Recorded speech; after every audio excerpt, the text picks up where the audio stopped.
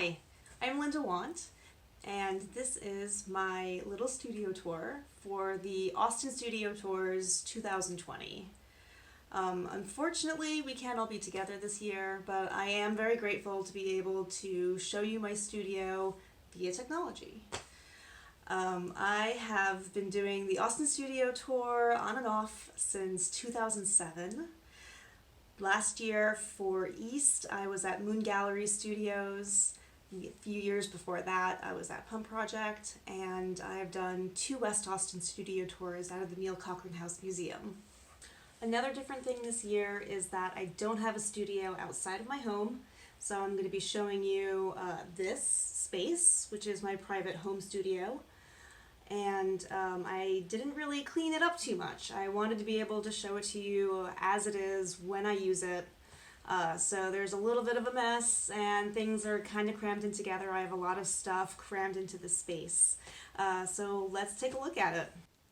So let's start with my painting area. I guess I have to step back here. So this is pretty much where I paint. This is where I store most of my paints, and like I said, I didn't really clean up, so this is just sort of what it looks like while I'm working. I just sort of dig through tubes here.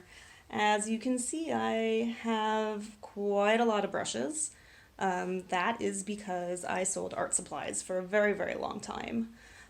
So I'm really into products and I like trying all of the newest things. I really like trying different mediums. This is an area of self-study that I really, really enjoy doing. Which maybe, as you can see by some of my color charts that I make, I'm really into that. I feel like making charts is an amazing way to learn how to mix color and how to master color. As you can see, I also really enjoy having a lot of visual inspiration around. Every studio I've ever had has had some sort of little collage like this of work that I admire and that motivates me and, is interesting to me. So this is my current palette setup.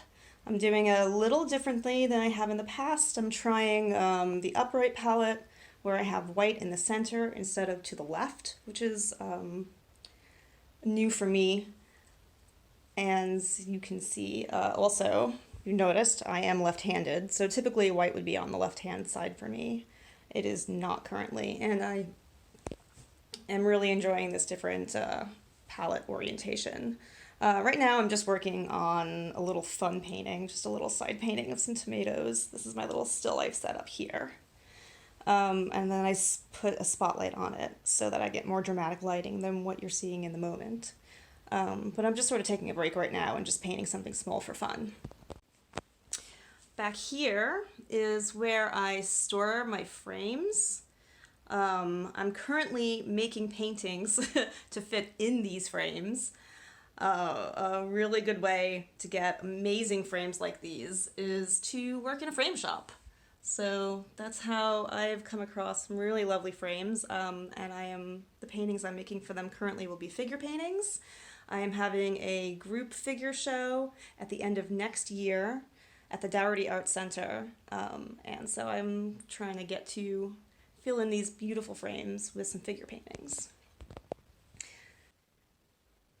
For the studio tour this year, I'm really focusing on my latest series of work, Ingrained, that was at a show at the Georgetown Art Center this past August. So I have some of those paintings here. This back wall is really just sort of like my storage system for the moment. There is my cat. He really likes coming in here a whole lot and then crawling around behind all of the furniture. This is a little shelf where I let pieces dry. I'm about to install a bunch more shelves here, which I'm really excited about. But anyway, so here are some pieces from my show Ingrained that I will talk about in a minute. And then just some little pieces that I like having on the wall, even though they do tend to rotate. And here are some sketches. I like keeping my sketches up on the wall. These are sketches for some murals I did in houses last year. Each one is a different house.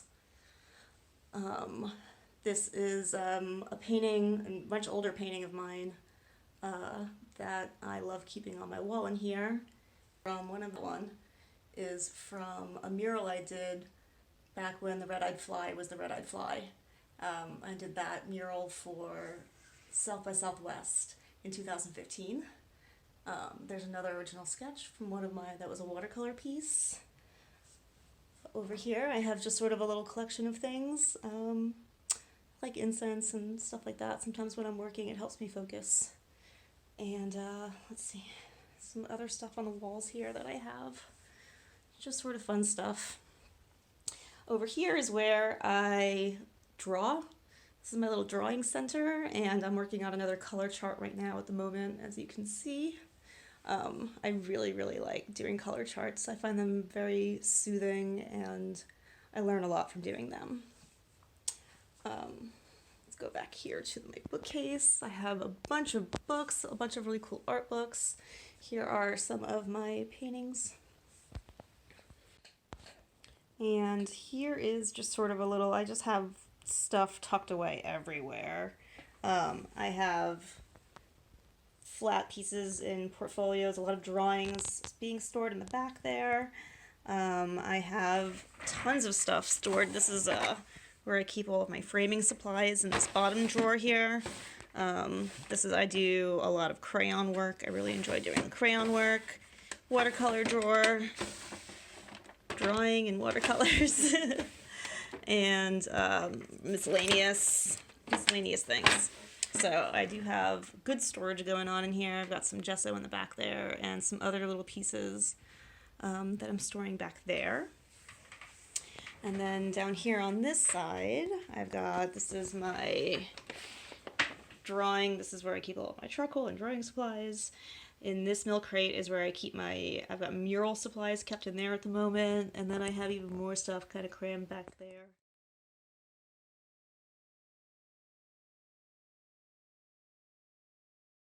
Some of you might be familiar with my honeybee series.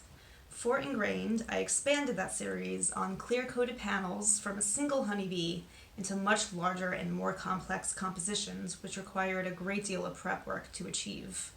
I ended up with 2 24 by 30 and 4 30 by 30 inch panels with Art Deco and Rorschach inkblot inspired symmetrical designs, juxtaposing larger-than-life pollinators with carnivorous plants.